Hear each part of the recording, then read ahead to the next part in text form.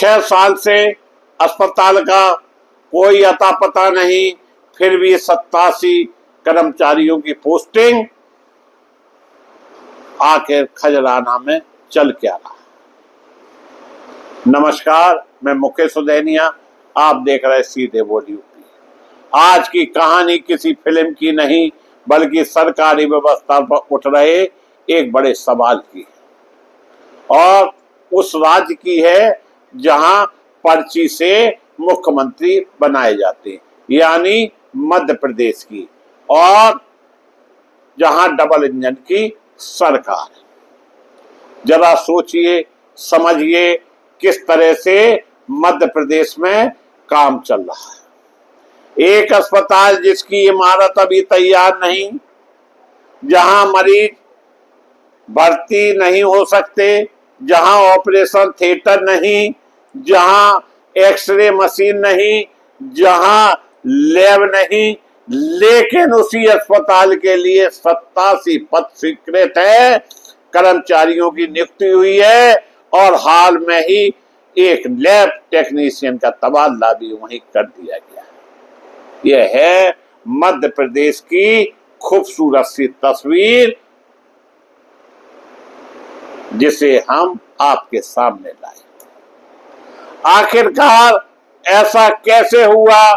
क्या यह प्रशासनिक योजना का हिस्सा है या व्यवस्था में कहीं गंभीर खामी? आइए दस्तावेजों और उपलब्ध तथ्य के आधार पर पूरी कहानी समझते हैं। साल 2020 मध्य प्रदेश सरकार के इंदौर के खजराना क्षेत्र में 100 बिस्तरों वाले सिविल अस्पताल को मंजूरी दी गई। इसके साथ 87 पद भी स्वीकृत किए गए। यह योजना का उद्देश्य था कि तेजी से बढ़ती आबादी को बेहतर सरकारी स्वास्थ्य सुविधाएं मिले, लेकिन वर्षों बाद भी अस्पताल का भवन तैयार नहीं हो सका। मीडिया रिपोर्ट के अनुसार सबसे बड़ी बाधा भूमि उपलब्ध न होना रही। यही से सवाल उठने लगे, जब भूमि उपलब्ध नहीं है तो 100 बेड का अस्पताल कहां बन गया, कहां संचालित हो रहा है, कहां डॉक्टर ड्यूटी कर रहे हैं। लेकिन जहां डबल इंजन की सरकार हो वहां सभी चंगा है।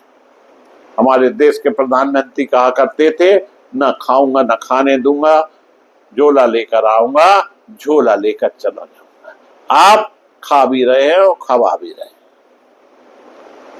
जब अस्पताल चालू ही नहीं हुआ तो कर्मचारी की नियुक्ति क्यों? यदि कर्मचारी किसी अन्य अस्पताल में तैनात रहे थे तो उनका रिकॉर्ड सार्वजनिक क्यों नहीं किया गया?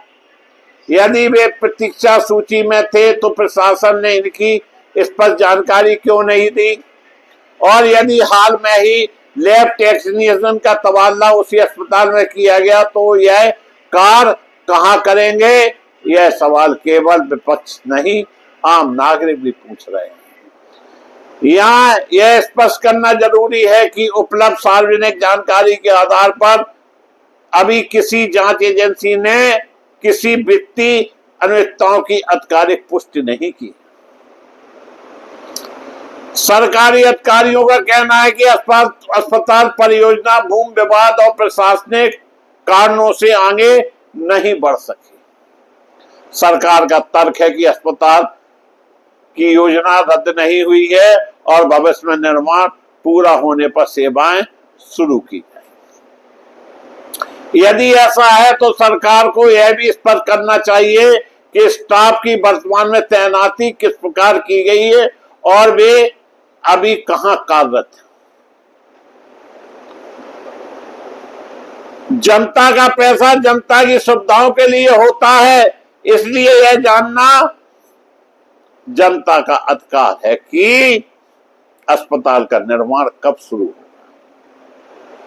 87 स्वीकृत पदों की वर्तमान स्थिति क्या है? क्या सभी कर्मचारी वास्तव में अन्य अस्पताल में सेवाएं दे रहे हैं? हाल में हुए तबादलों का प्रशासनिक औचित्य क्या है? पारदर्शिता से ही विश्वास कायम रहता है। यदि सब कुछ नियम के अनुसार हुआ है तो संबंधित दस्तावेज सार्वजनिक करने में कोई कठिनाई नहीं होनी चाहिए, और यदि कहीं प्रक्रिया में कमी रही है तो उसे स्वीकार कर सुधार करना चाहिए। लोकतांत्रिक जवाबदेही का हिस्सा है। यह मामला केवल एक अस्पताल का नहीं, यह सरकारी योजनाओं की समय विद्वता, प्रशासनिक जवाबदेही और जनता के विश्वास का मामला है। इस पूरे प्रकरण में सबसे जरूरी है निष्पक्ष जांच, स्पष्ट तथ्य और पारदर्शी जवाब।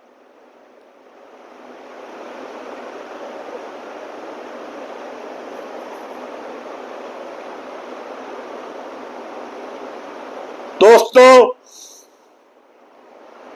आधे अधूरे अस्पताल में 87 पद, क्या किसी प्रशासनिक अधिकारी की यहां नजर नहीं दी? दोस्तों, 2026 चालू हो गया और यहां टेक्नीशियन की पोस्टिंग हो गई, सारी चीजें हो गई, लेकिन अस्पताल का कहीं पता ही नहीं। क्या तरीका है? 100 बेड का अस्पताल है, छोटा मोटा अस्पताल। क्या सरकार को इस परियोजना की पूरी स्थिति सार्वजनिक करना चाहिए, या फिर यह भी एक बड़ा घोटाला साबित होगा? वहीं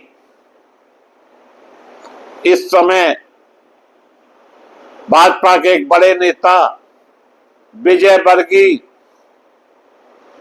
जो कि मोहन सरकार पर कई गंभीर आरोप लगा रहे। देखना यह है कि जो 87 पद स्वीकृत हुए हैं 100 बेड के अस्पताल के लिए, वो अस्पताल खजराना की जगह चल का रहा है। इसी के साथ हम अपने शब्दों को विराम देता हुआ आप सबसे निवेदन करता हूं कि आप चैनल को सब्सक्राइब करें। धन्यवाद।